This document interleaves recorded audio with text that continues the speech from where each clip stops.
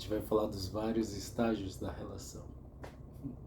O primeiro estágio é o da lua de mel. A gente chega pertinho e se apaixona, curte, tem aquela sexualidade maravilhosa, a gente transa a noite inteira, super preenchedor, estados de alegria, de felicidade, de fantasia. E a gente vive assim alguns meses e é lindo. E a gente pode se fixar nesse estágio e querendo ir de uma lua de mel para outra lua de mel e tá tudo bem, pode ser uma opção. Mas quando a lua de mel começa a se desfazer, a gente começa a entrar no segundo estágio. O que acontece no segundo estágio? A gente começa a ver algo que a gente não gosta no outro, a gente começa a implicar com algumas coisas, ou a outra pessoa começa a implicar com a gente, com algumas coisas nossas, e aí a gente começa a ver a realidade como é, e a gente começa a sair desse primeiro estágio de lua de mel, de uma grande paixão. E aí começa as acusações, começa as brigas e as discussões. Por exemplo, você não é carinhoso comigo, você não me dá o que eu preciso. E aí eu fico mais bravo e a pessoa se fecha mais.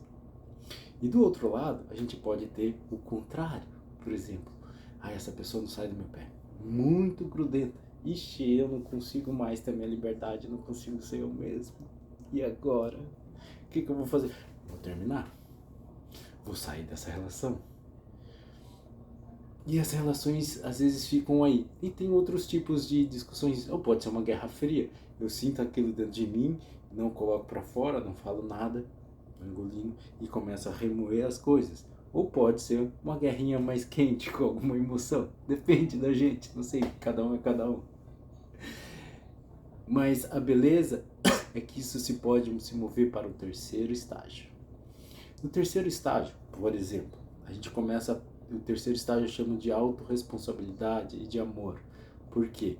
Eu sei que quando, por exemplo, eu peço muito carinho, muito afeto, a minha ação no mundo externo, talvez tenha uma falta aqui dentro de mim. E essa falta, esse vazio, talvez seja uma ferida de abandono e tenha muita dor aqui. E eu tenho que olhar para isso, eu tenho que resolver isso. Porque se eu jogar toda a pressão do que eu não tive na minha vida de ser abandonado em cima do outro, vai ficar pesado para o outro e o outro nunca vai preencher essa ferida que está aqui, que só eu posso curar.